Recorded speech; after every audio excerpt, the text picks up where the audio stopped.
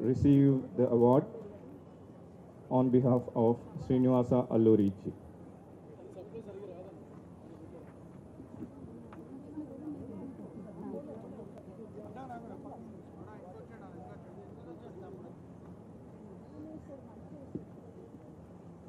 Please जोरदार तालियां दीजिए हमारे अवार्डीज के लिए। पीछे आप देख सकते हैं वीडियो पे उनका परिचय बताया जा रहा है। प्लीज जोरदार तालियां।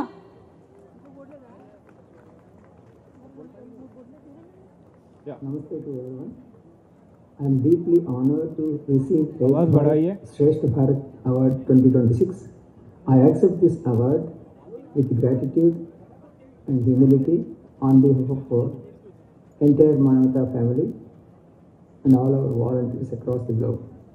This recognition belongs to all those who believe in humanity beyond barriers of caste, creed, religion and region. Please increase the volume. Through Manavata, our effort has always been to serve with love, promote unity and inspire value-based living. I sincerely thank all organizers for this honor.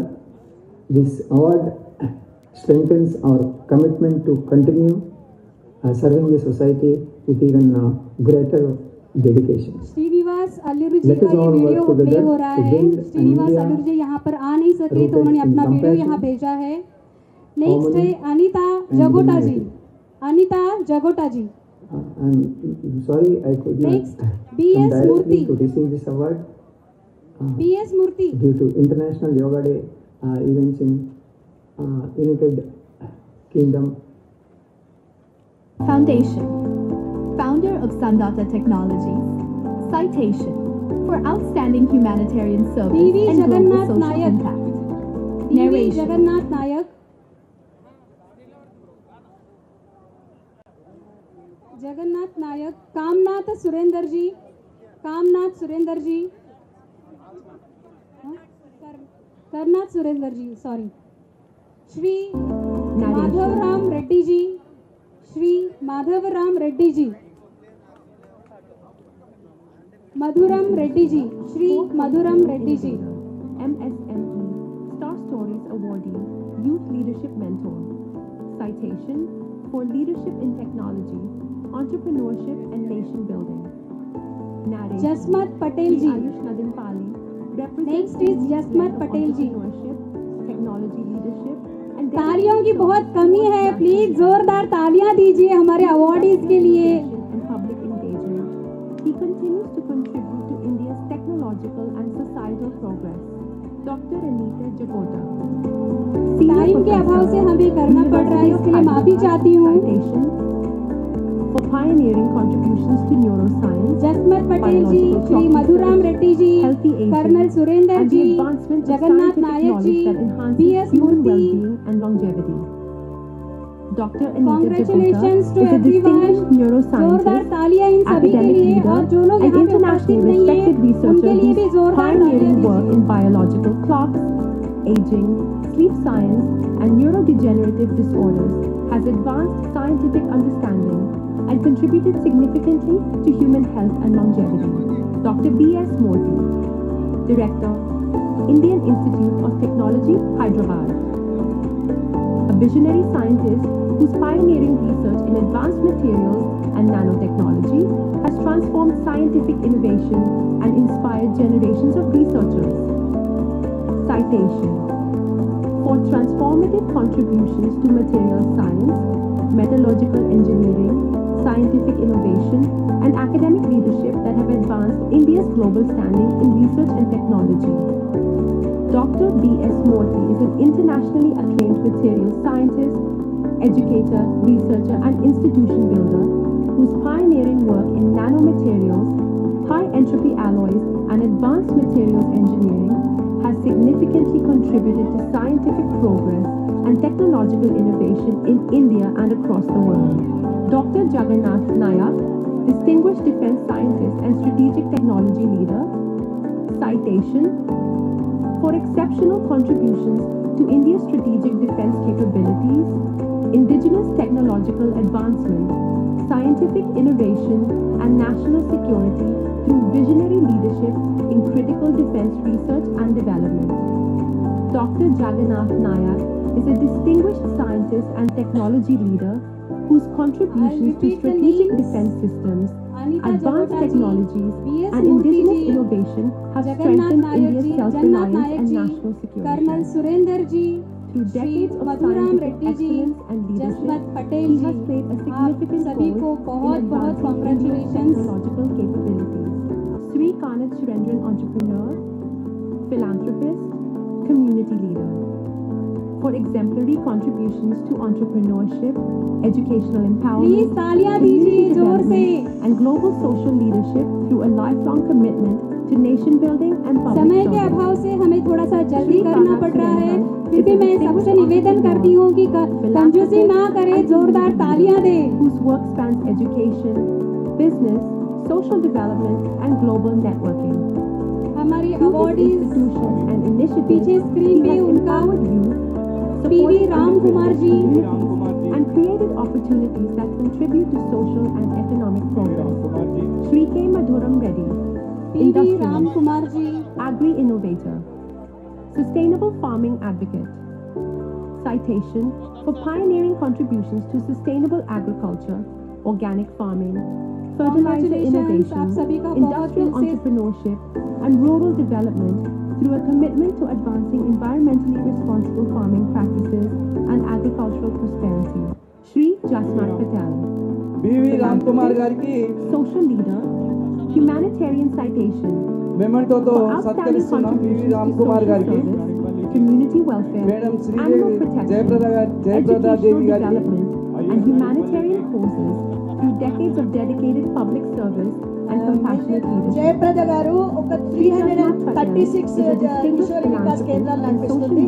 ఆమె చాలా గొప్పగా సేవ చేస్తుంది. Community welfare, education, Major animal Dr. protection, B.V. and Ramkumar humanitarian is the service director for has NIPID, positively and you saw impacted countless all the lives. participants who Through his presented the leadership item today. across numerous They all are from NIPID. So great NIPID, great NIPID. Please give your applause to and NIPID. social responsibility. Dr. B.V. Ramkumar. రాష్ట్ర ప్రధాన కార్యదర్శి అయిన గౌతమ్ గారికి సన్మానిస్తున్నారు. Public షాల్తో policy. షాలికరి Citation for distinguished Madhuram contributions to Reddy. disability empowerment, rehabilitation sciences, mental health awareness, ఆయుష్ గారికి inclusive సన్మానిస్తారు. development, and institutional leadership dedicated to improving the lives of persons with intellectual disabilities across India. ఆయుష్ గారికి సన్మానిస్తూ Dr. మంత్రి గారు. B.V. Ramkumar श्रीमान is Madhuram a Reddy ji, distinguished आप आइए, administrator, Ayush जी के बाद। researcher, and disability rehabilitation expert whose leadership has strengthened inclusive development, mental health awareness, రాష్ట్ర ప్రధాన and కార్యదర్శి disability empowerment. in Gautam India. గారికి Through his శాలువాతో work at సన్మానిస్తారు మంత్రి గారు. NIPID and other national institutions, he has contributed significantly to improving opportunities and quality of life for persons with intellectual disabilities.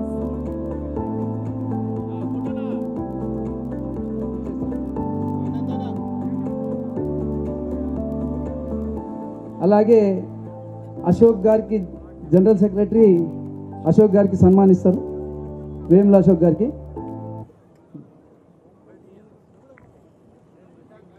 అలాగే గూడూరు నారాయణ రెడ్డి గారికి సన్మానిస్తారు. రండి. ఓగా ఓగా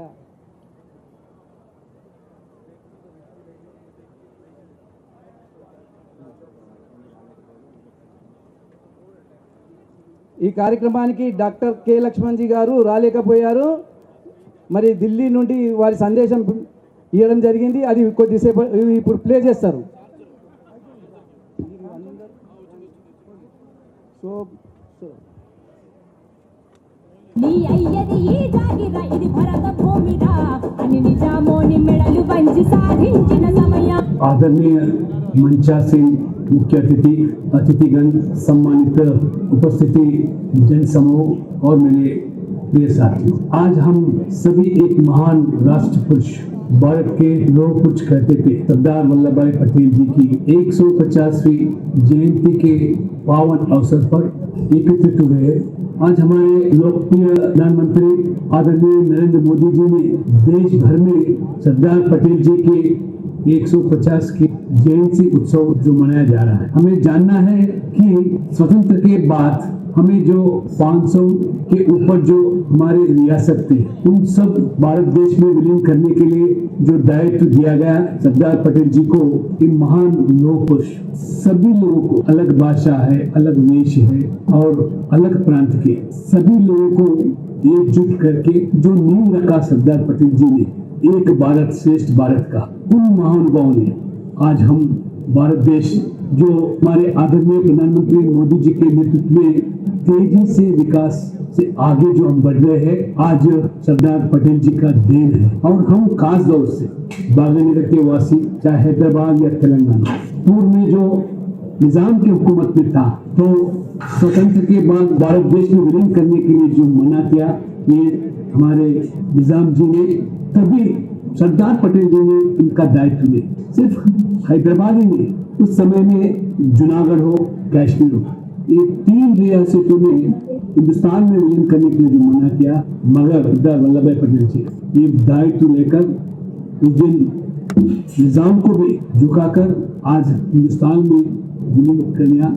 इसलिए सरदार पटेल जी से हमारा हैदराबाद वासियों, तेलंगाना वासियों के गहरे संबंध है। वरना अगर हम आज हिंदुस्तान में अगर विलीन नहीं होता, क्योंकि निजाम चाहते थे कि एक अलग इस्लाम राज बनाना या पाकिस्तान में विलीन करने के लिए जो साजिश रचाया, यहाँ के वासियों निजाम के खिलाफ जो जंग लड़कर, चाहे रजाकार हो, निजाम हो, उनके सेनानी, उनसे लड़कर सरदार वल्लभ भाई पटेल जी के आज उनके देन से हम आज तेलंगानी वासी कहलाते हैं और बागनगर के वासी कहलाते हैं। वरना आज हम अलग राज्य के, इसलिए गहरा संबंध हमारे बागनगर वासी से। इसलिए मैं जब 150 की जयंती हमारे मनोहर सरदार वल्लभ भाई पटेल जी के जब मनाते हैं, हमारा दायित्व बनता है इस इतिहास को आने वाले पीढ़ी तक पहुंचाना, क्योंकि आज मोदी जी के नेतृत्व में पूरा भारत देश में किस तरह विकास, विरासत और हमारे गरीब के हित के लिए कल्याण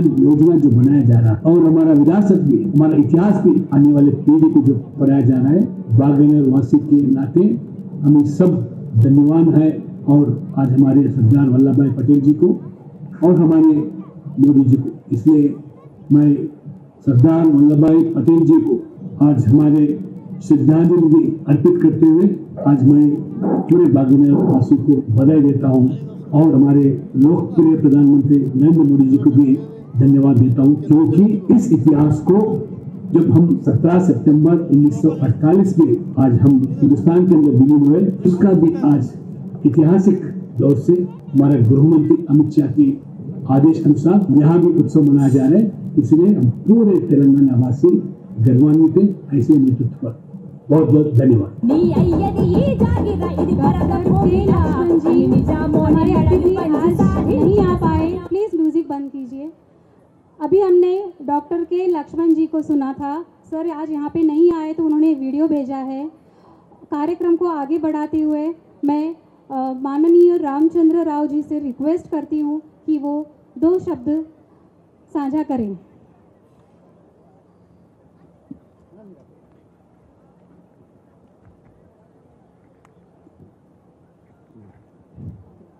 केंद्र सरकार में पर्यटक और सांस्कृतिक यहाँ ज़्यादातर लोग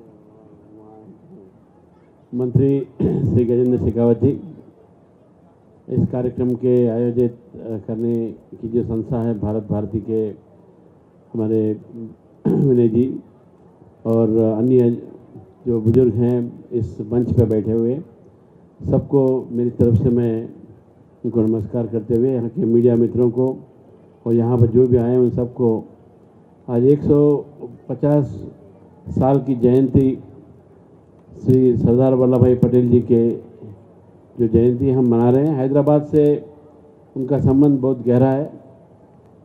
जैसे कि आप जानते हैं कि हैदराबाद निज़ाम के उस दौर पर इस हैदराबाद राज्य को उस समय हैदराबाद स्टेट कहा जाता था, उसे वो अलग देश या नहीं तो पाकिस्तान से मिलाना चाहते थे। और आज सरदार वल्लभ भाई पटेल जी की आज पूरी कोशिश रही है और ऑपरेशन पोलो के कारण आज हैदराबाद भारत का एक भाग बन चुका है। और हम सब सरदार वल्लभ भाई पटेल जी के आभारी हैं, जिन्होंने हमें इस महान देश से हमें जोड़ा है। और हम सब गर्व के साथ कह सकते हैं कि हम भारतवासी हैं और इसका कारण आज सरदार वल्लभ भाई पटेल जी हैं। तो इसलिए हैदराबाद में सरदार वल्लभ भाई पटेल जी की जयंती, जो 150 साल की जयंती हम मना रहे हैं, इसका बहुत महत्व रखता है। और हम आने वाले युवा पीढ़ी और यहाँ के जनता को हम यही कहना चाहते हैं कि हमारे देश की एकता और अखंडता को हमें कायम रखना चाहिए, क्योंकि इसके पीछे कई लोगों ने अपना त्याग और बलिदान दिया है और उसके कारण आज हम एकजुट हैं देश के लिए। और इसीलिए आगे जो आने वाले दिन हैं, हम सब मिलकर इस देश को विकसित भारत, जो हमारा जो मकसद है और हमारा लक्ष्य है, जो श्री नरेंद्र मोदी जी का जो एक सपना भी है कि भारत देश को एक आत्मनिर्भर भारत और विकसित भारत बनना है, और उसी ओर हम सबको चलना है। और एक बार फिर इस कार्यक्रम में आपको आने के लिए मैं आप सबका धन्यवाद देता हूं, और ख़ासकर हमारे मंत्री श्री गजेंद्र शेखावत जी को, जिन्होंने अपना अमूल्य समय इस कार्यक्रम के लिए दिया है। धन्यवाद। भारत माता की जय। जय Shri Ram. Thank you sir, thank you so much. इसी के साथ में हमारे कैबिनेट मिनिस्टर गजेंद्र सिंह शेखावत जी सर से भी निवेदन करती हूँ कि वो भी हमारे साथ कुछ शब्द साझा करें।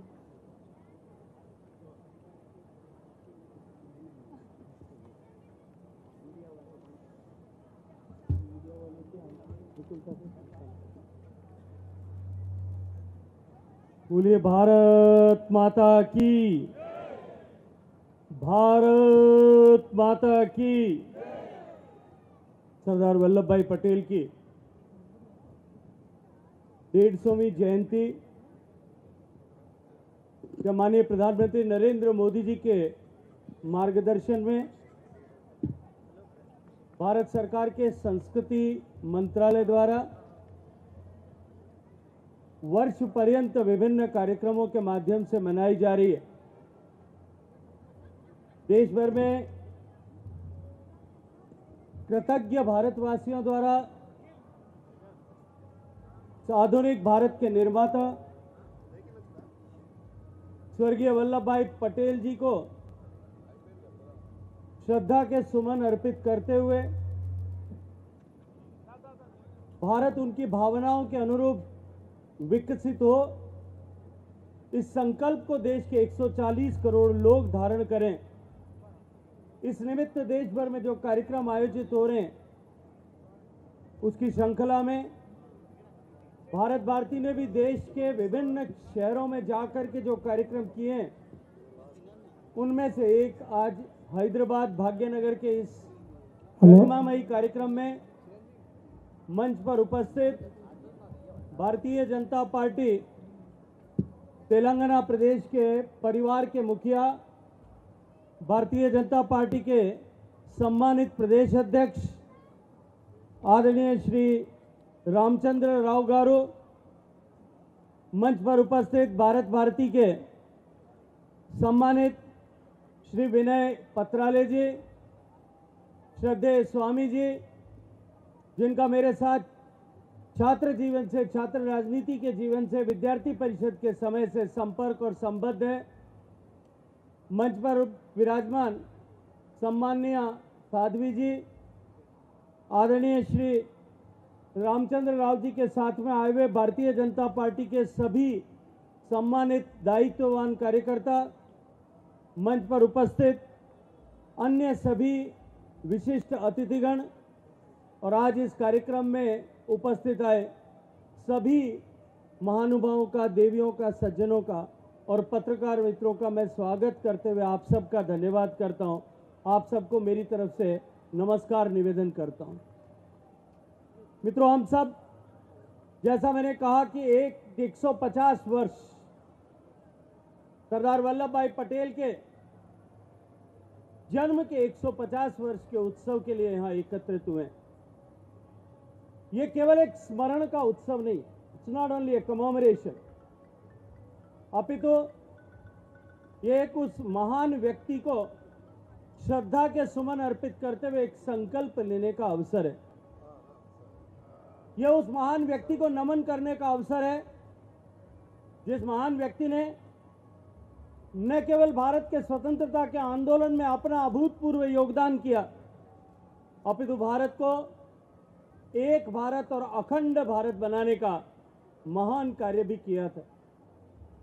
मित्रों, मैं भारत भारती परिवार को हृदय से बधाई देना चाहता हूं कि उन्होंने ऐसे महापुरुष महामना सरदार वल्लभ भाई पटेल, जिनको लौह पुरुष की संज्ञा देश ने दी, उनकी जयंती के कार्यक्रम को एक आयोजन के रूप में नहीं अपितु एक राष्ट्रीय चेतना के उत्सव के रूप में यहां मनाने का निश्चय किया है। मित्रों, इतिहास में कुछ व्यक्ति ऐसे होते हैं, अनेक व्यक्तियों के नाम इतिहास के पन्नों में विभिन्न कारणों से दर्ज होते हैं, लेकिन कुछ व्यक्ति ऐसे होते हैं जिनका चरित्र, जिनका व्यक्तित्व उनके कृतित्व के चलते हुए कालजयी हो जाता है। वो इतिहास के पन्नों में हमेशा के लिए अमर हो जाते, जो समय की सीमाओं में बंधे नहीं रहते। वो पीढ़ियों को दिशा देने वाले ऐसे अमर व्यक्तित्व जो हैं, वो राष्ट्र के चरित्र का निर्माण करने वाले बन जाते।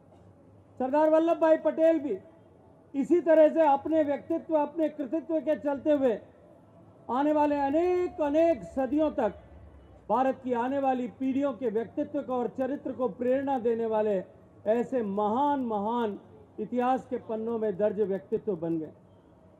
मित्रों, महात्मा गांधी जी ने स्वतंत्रता आंदोलन को एक जन आंदोलन का स्वरूप दिया।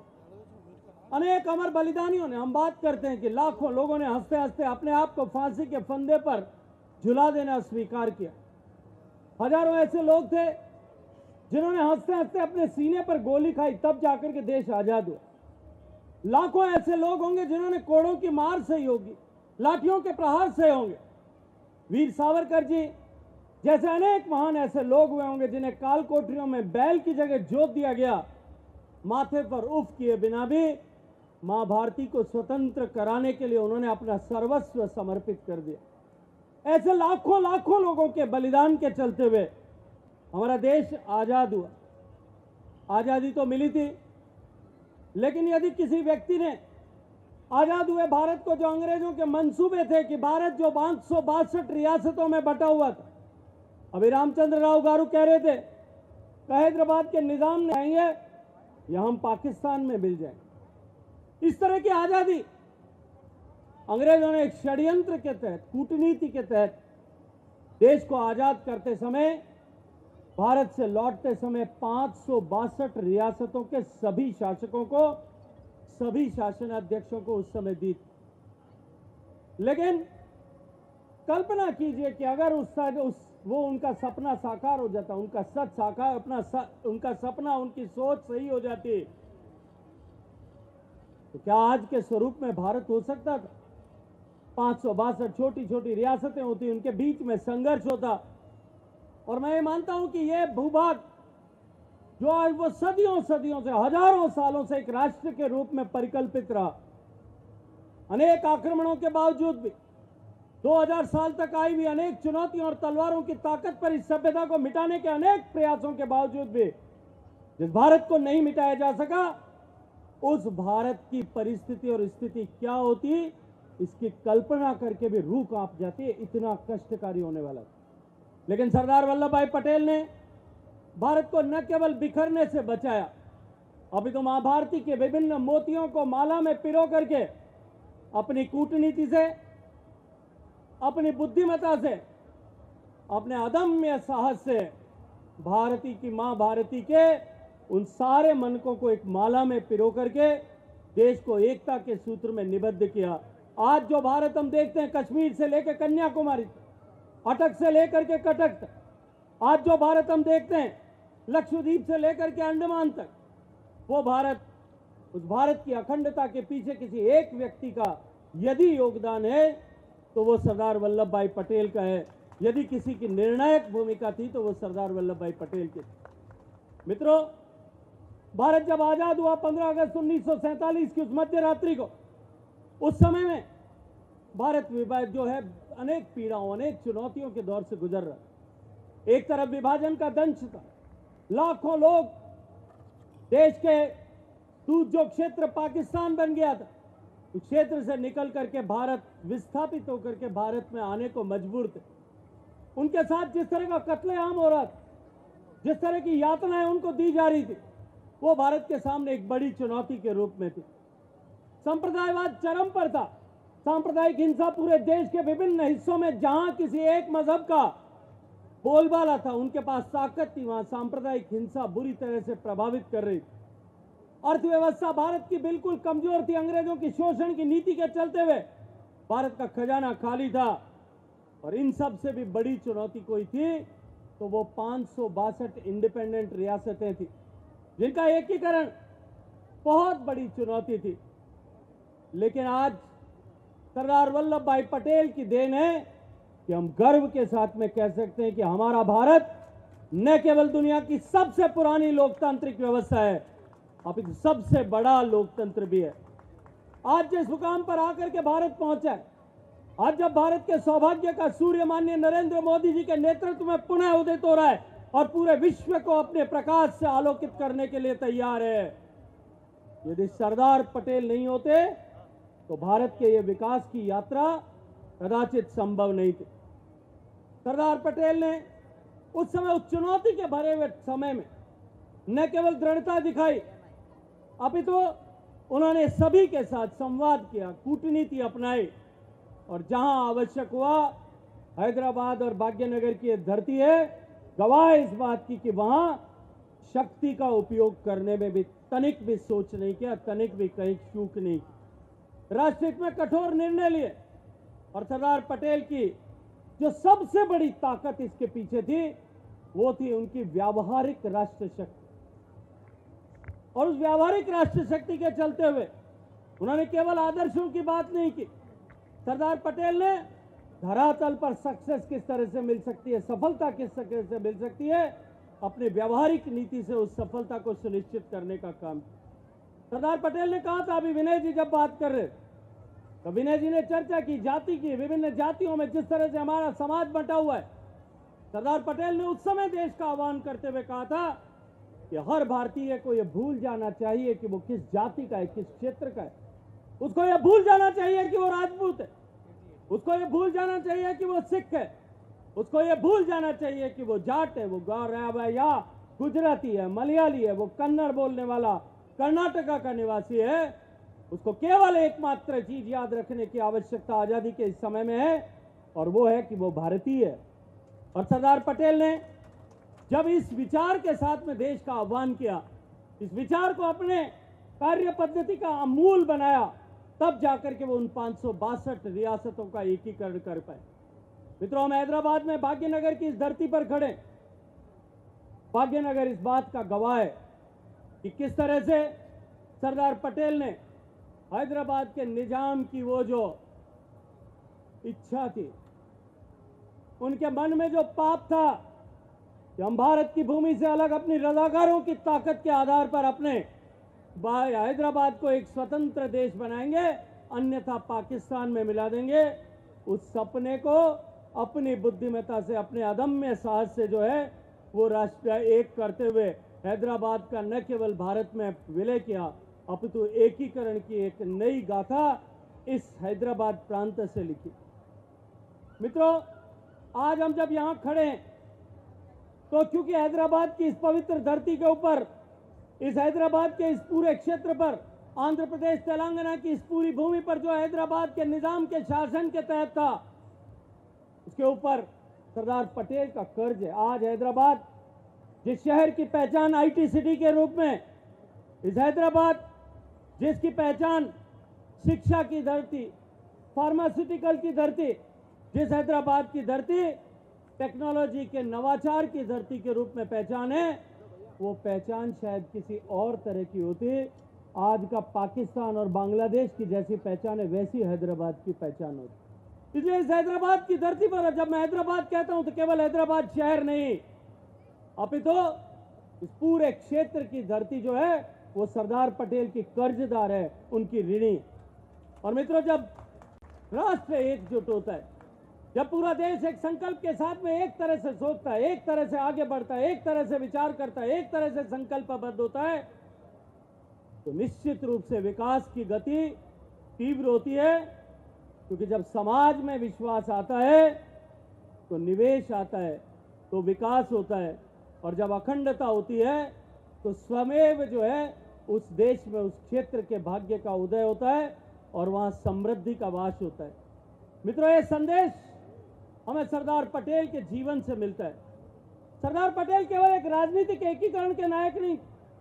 हम सामान्यतः इस बात की चर्चा करते हैं कि देश को एकता के सूत्र में निबद्ध करने के जो महान काम करने वाले थे वो सरदार पटेल थे। लेकिन सरदार पटेल ने कहा कि देश की चेतना को जागृत करने की आवश्यकता है। सरदार पटेल ने कहा कि कोई राष्ट्र केवल संविधान से नहीं बनता, कोई भी देश केवल सरकारें नहीं बना सकती। यदि किसी देश को निर्माण करना है, उसको राष्ट्र रूप में सृजित करना है, तो सांझी स्मृतियों से, इतिहास पर गौरव से, विरासत का विकास, विरासत के संरक्षण का संकल्प करके ही उस देश को राष्ट्र बनाया जा सकता है, उस देश को महान बनाया जा सकता है। और तभी मित्रों हमको स्मरण करना पड़ेगा, यह अत्यंत प्रासंगिक भी है कि सोमनाथ का मंदिर, जिसे जिस जमाने में गजनी के महमूद ने जिसे ध्वस्त किया था, 1000 साल उसका पूरा हो रहा है। और माननीय प्रधानमंत्री जी की प्रेरणा से आज पूरा राष्ट्र सोमनाथ, जो भारत की अदम्य जिजीविषा का प्रतीक है, सोमनाथ जो भारत के गिर करके उठ खड़े होने का एक प्रतिबिंब है, उस सोमनाथ के 1000 वर्ष पूरे होने और सरदार पटेल ने जो भारत के सम्मान के प्रतीक के रूप में जिस सोमनाथ के मंदिर के पुनर्निर्माण को सुनिश्चित किया, उसके 75 वर्ष पूरे होने को जब देश गौरव के साथ में, गर्व के साथ में, देश एक प्रेरणा के स्तंभ के रूप में वहां जाकर के सोमनाथ के मंदिर में अपना शीश नवा करके जब सब पूरा देश मना रहा है, उस समय में हम सब लोग जब यहाँ सरदार पटेल को स्मरण करते हैं तो सरदार पटेल को एक राष्ट्र नायक के रूप में, सरदार पटेल को देश के संस्कारों के निर्माता के रूप में, सरदार पटेल को देश की एकता और अखंडता के वाहक के रूप में स्मरण करने की आवश्यकता है। मित्रों, जब हम सरदार पटेल का स्मरण करते हैं तो हमको इस बात को भी समझने की आवश्यकता है कि वो केवल इतिहास के महानायक नहीं थे, अपितु वे वर्तमान भारत के, विकसित भारत के प्रेरणा स्रोत भी थे। उनकी दृष्टि केवल भारत स्वतंत्र हुए भारत के एकीकरण तक नहीं थी, अपितु सरदार पटेल की दृष्टि एक ऐसे भारत का निर्माण करने की थी। उनका संकल्प, उनका विजन इस बात ऐसे भारत को खड़ा करने का था जो भारत अखंड हो, जो भारत आत्मविश्वासी हो और जो भारत आत्मनिर्भर भी हो, जो भारत अपनी सांस्कृतिक गरिमा पर, अपनी सांस्कृतिक पहचान पर गर्व करता हो, जो सुरक्षा की दृष्टि से अभेद्य हो और एक ऐसे विकास के अवसर को, एक ऐसे विकास के रास्ते को, मॉडल को चुने जहां अंतिम व्यक्ति के जीवन में परिवर्तन लाने का संकल्प हो। आज यदि हम भारत की वर्तमान यात्रा को देखें और माननीय नरेंद्र मोदी जी के नेतृत्व में जिस विजन के साथ में भारत आगे बढ़ रहा है, जिस संकल्प के साथ में जिस दिशा में आज भारत आगे बढ़ रहा है, आज प्रधानमंत्री नरेंद्र मोदी केवल एकता तीर्थ का निर्माण नहीं करते, वो स्टैच्यू ऑफ यूनिटी नहीं बनाते, अपितु स्टैच्यू ऑफ यूनिटी बना करके सरदार पटेल को कृतज्ञ भाव से श्रद्धांजलि देने के साथ साथ में सरदार पटेल के सपनों का भारत निर्माण करने के लिए काम करते। वो भारत को अखंड भारत बनाने और अखंड भारत बनाने के लिए धारा 370 और आर्टिकल 35 को एब्रोगेट करने से लेकर के देश में आतंकवाद का उन्मूलन करने, देश से नक्सलवाद का सफाया करने, देश को सांस्कृतिक गौरव के बोध से भरने, भारत के सांस्कृतिक गौरव को पूरे विश्व के पटल पर उद्घाटित करने और उसके साथ साथ में आधुनिक भारत, विकसित भारत, समृद्ध भारत, सशक्त भारत, संपन्न भारत बनाने की दिशा में काम कर रहे हैं। मित्रों, हम सब ने देखा कि किस तरह से माननीय प्रधानमंत्री जी के नेतृत्व में हमारी सीमाओं को सुरक्षित किया गया, किस तरह से माननीय प्रधानमंत्री जी के नेतृत्व में सीमाओं की रक्षा के सामने जो चुनौतियां थी, अभी हाल ही में बंगाल के चुनाव में भारतीय जनता पार्टी की विजय के बाद जिस संकल्प को लेकर के हम जनता के बीच में गए थे कि हम बंगाल की सीमाओं को भी अन्य भारत की सीमाओं की तरह अवैध बनाएंगे, पहली कैबिनेट बैठक में उसकी शुरुआत करने का काम हमने किया। मित्रों, माननीय प्रधानमंत्री जी के नेतृत्व में सरदार पटेल के सपनों का भारत बनाने के लिए हमने विरासत के संरक्षण के लिए काम किया। हमने देश के प्रत्येक व्यक्ति के जीवन में परिवर्तन आए, गरीब का कल्याण हो, गरीब के जीवन में परिवर्तन आए, उसके लिए ऐसी लक्ष्य परक योजनाओं का न केवल निर्माण किया, अभी तो उन योजनाओं को धरातल पर उतार करके उन योजनाओं को अंतिम व्यक्ति पर तक पहुंचाना सुनिश्चित करके देश के 30 करोड़ लोगों को गरीबी की रेखा से बाहर निकालने का काम किया। माननीय प्रधानमंत्री जी ने स्वर्गीय सरदार वल्लभ भाई पटेल उनके सपनों का अखंड भारत, एक भारत श्रेष्ठ भारत बनाने के लिए उन्होंने कोऑपरेटिव फेडरलिज्म की अवधारणा को सुनिश्चित किया। उन्होंने क्या कहा कि भारत के विभिन्न राज्य, सभी राज्य भारत के अभिन्न अंग हैं और उन सबको बराबरी के साथ में विकसित होने, जो पीछे रह गए उनको और तेज गति के साथ में विकसित होने के अवसर प्रदान करने की आवश्यकता। 2014 से पहले पूर्वोत्तर का भारत किस तरह की परिस्थिति में था और पूर्वोत्तर का भारत जो अपने आप को जिस तरह से अलग थलग महसूस करता था, उस पूर्वोत्तर के भारत को जिस तरह से भारत के विकास की यात्रा का न केवल साझीदार बनाया, अभी तो पूर्वोत्तर भारत की ग्रोथ विकास यात्रा का ग्रोथ इंजन बने, इसको सुनिश्चित करके साहब वल्लभ भाई पटेल को सच्ची श्रद्धांजलि देने का काम किया। सरदार पटेल ने देश को बहुत बड़ा योगदान किया। उन्होंने भारतीय प्रशासनिक सेवा को प्रारंभ किया, उन्होंने भारतीय पुलिस सेवा जैसे संस्थान को स्थापित करके राष्ट्र की एकता का आधार बनाया, राष्ट्र की एकता को सुनिश्चित करने का काम किया। उन्होंने प्रशासन में पारदर्शिता हो, प्रौद्योगिकी आधारित सुशासन बने और इसके साथ साथ में डायरेक्ट बेनिफिट ट्रांसफर हो, ये जो कल्पना सरदार पटेल ने की थी उसको धरातल पर उतारने का काम माननीय प्रधानमंत्री नरेंद्र मोदी जी के नेतृत्व में हुआ। मित्रों, सरदार पटेल ने कहा था कि भारत केवल एकता मानचित्र पर दिखे, ऐसा भारत नहीं होना चाहिए। हम नक्शे में एक दिखाई दें, केवल एक इस तक हमारा भारत की एकता सीमित न रहे, अपितु हम सब लोग मिलकर के भारत को विकसित करने के लिए अपना योगदान करें, श्रेष्ठ भारत की परिकल्पना वहां से साकार होगी।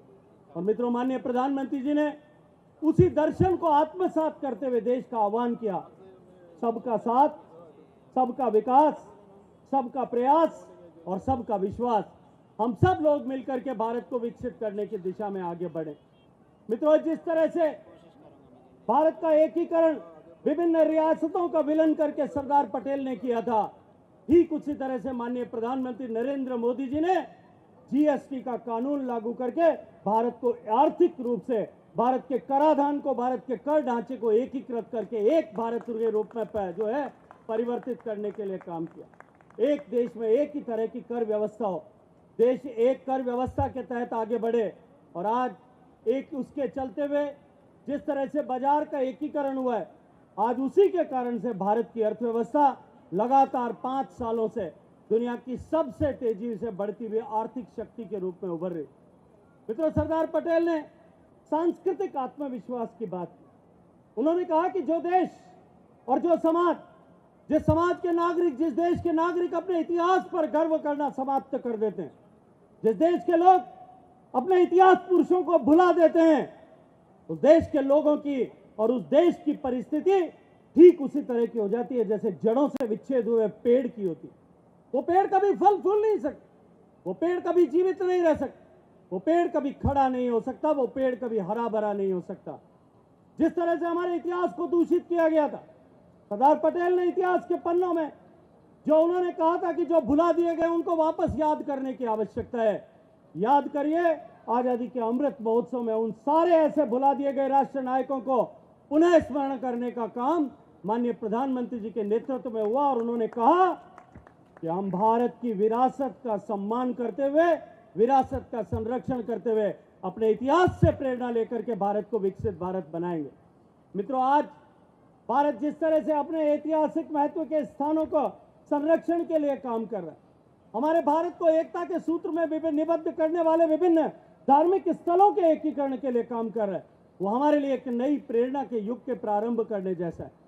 सोमनाथ में जिस तरह से कॉरिडोर बना, काशी विश्वनाथ में जिस तरह से कॉरिडोर बना, जगन्नाथपुरी धाम में जिस तरह से निर्माण हुआ, जिस तरह का निर्माण जो है उज्जैन के महाकाल के मंदिर में हुआ, जिस तरह का केदार बाबा के लोक को जिस तरह से निर्माण किया गया, देश के विभिन्न इस तरह के आस्था के केंद्र, जिन आस्था के केंद्रों के पूरे देश को एकता के सूत्र में बांधने की एक अद्भुत चेतना जहां से उत्सर्जित होती है, उस सब को विकसित करने के अयोध्या से लेकर के केदारनाथ तक उन सारे, और अयोध्या से लेकर के नीचे रामेश्वरम तक उन सारे आस्था के केंद्रों को विकसित करने के, उनको समृद्ध करने, उनको पुनः जागृत करने का जो है वो पुण्य माननीय मोदी जी ने अर्जित किया है।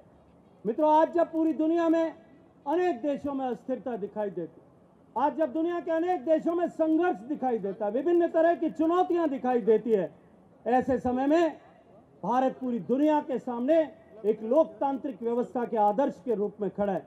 आज भारत विविधता में एकता को एक उत्सव के रूप में मनाने वाले समाज और राष्ट्र के रूप में पूरे विश्व को प्रेरित करने के लिए खड़ा है। और इसके पीछे अगर कोई असली ताकत है, वो ताकत भारत की सोच की आत्मा में निहित है। वो केवल संविधान की ताकत से नहीं, अभी तो भारत के ऐसे महान बलिदानी परंपरा जिन्होंने 10,000 से ज्यादा साल तक निरंतर भारत की इस एकता को, भारत की इस एकता के प्रवाह को सुनिश्चित रखने के लिए अपने आप को उत्सर्ग कर दिया, जिन्होंने पीढ़ियों को खपा दिया, ऐसे बलिदानी वीरों के कारण से जो है वो भारत एक बनता है, भारत में सांस्कृतिक गौरव पैदा होता है और भारत में लोकतांत्रिक व्यवस्था के प्रति ये आस्था उत्पन्न होती है।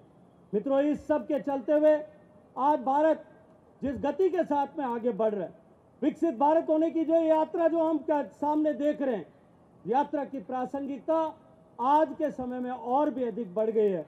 और आज जिस समय में हम यहाँ सरदार पटेल को पुण्य स्मरण करते हुए, उनके स्मरण करके हम संकल्पबद्ध होने के लिए जब सब एकत्रित हुए हैं, तो निश्चित रूप से इस हैदराबाद की इस धरती से, इस भाग्यनगर की धरती से जो पुण्य का सृजन हो रहा है, जो संकल्प शक्ति का सृजन हो रहा है, वो भारत को विकसित करने की दिशा में आगे लेकर के जाएगा।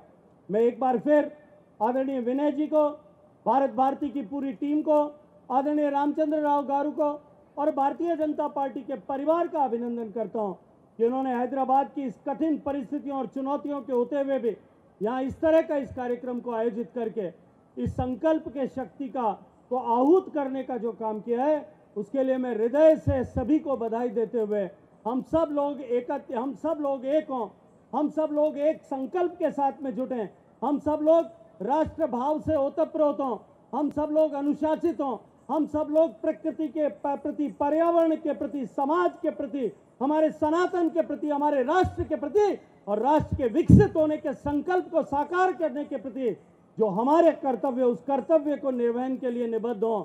ऐसी शुभकामनाओं के साथ एक बार फिर पूरी ताकत के साथ में बोलिए, भारत माता की, भारत माता की।